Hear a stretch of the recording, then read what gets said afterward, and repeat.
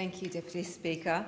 Look, I just attended the Assyrian National Council 6,774 New Year celebration over the weekend, and it was a vibrant and rich celebration that was joined by communities from Cambodian background, Italian background, as well as Vietnamese background, as well as Filipino.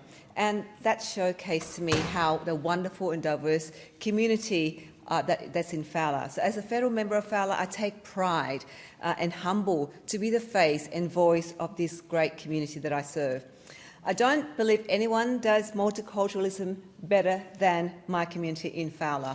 We have about 170,000 people of 150 different ethnicities. So I can't imagine any electorate being can beat that Fowler electorate of mine.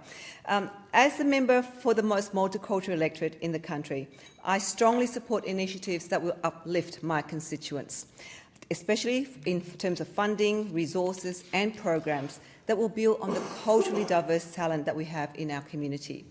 For far too long, multicultural communities in Fowler have been taken for granted by Labor governments and ignored by Liberal governments, such as when it comes to funding for Medicare, dental health, public transport, aged care facilities and housing needs, just to name a few.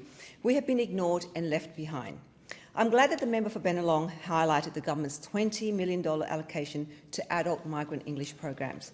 From my personal interactions with the Fowler community, I don't believe that this amount is sufficient to address the breadth of needs. Many elderly members find it challenging to participate in these programs, especially when faced with language barriers and a lack of tailored support, besides their medical conditions, including both physically and mentally. Moreover, there's a need to ensure that the allocated funds are utilised effectively with a focus on hiring qualified instructors and implementing comprehensive curricula that meet the diverse needs of learners. One recurring issue is the insufficient funds allocated for English language courses. Many individuals, particularly refugees and migrants, express frustration over the limited options available beyond the usual Navitas and TAFE programs.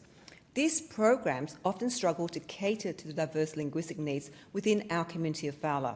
For instance, some refugees find it challenging to engage in language learning or discussion when instructors themselves struggle with proficiency in English, creating barriers to effective communication and learning experiences. We need to ensure funds are targeted and allocated equitably. Investing in targeted programs that empower youth to contribute meaningfully to their communities can foster long-term social cohesion and inclusivity. Often, the government of the day would allocate a number to a program without considering various factors, including effectiveness, target demographics, and adequacy of funding. For instance, investing in professional development for educators within English language programs is essential to ensure quality instruction and student engagement.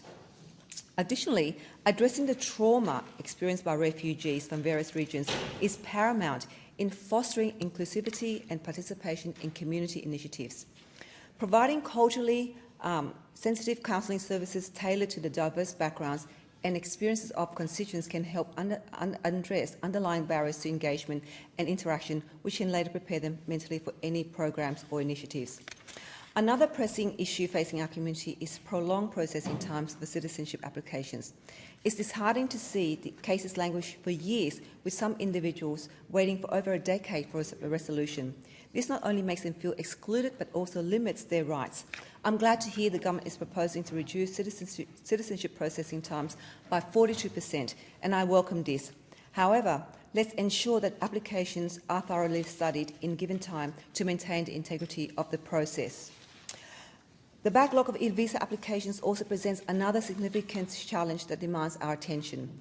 I've consistently emphasised the importance of welcoming refugees, recognising their invaluable contributions to our nation. However, the government must carefully consider various factors such as housing demands, service provision and cost of living challenges when addressing these backlogs.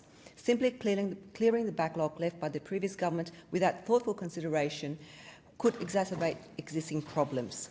So I welcome the funding as mentioned by the member for Bennelong, and I urge the government to ensure its allocation of funding and resources to communities are done fairly and equitably, and not leave communities like not leave communities like our multicultural community of Fowler behind. Thank you.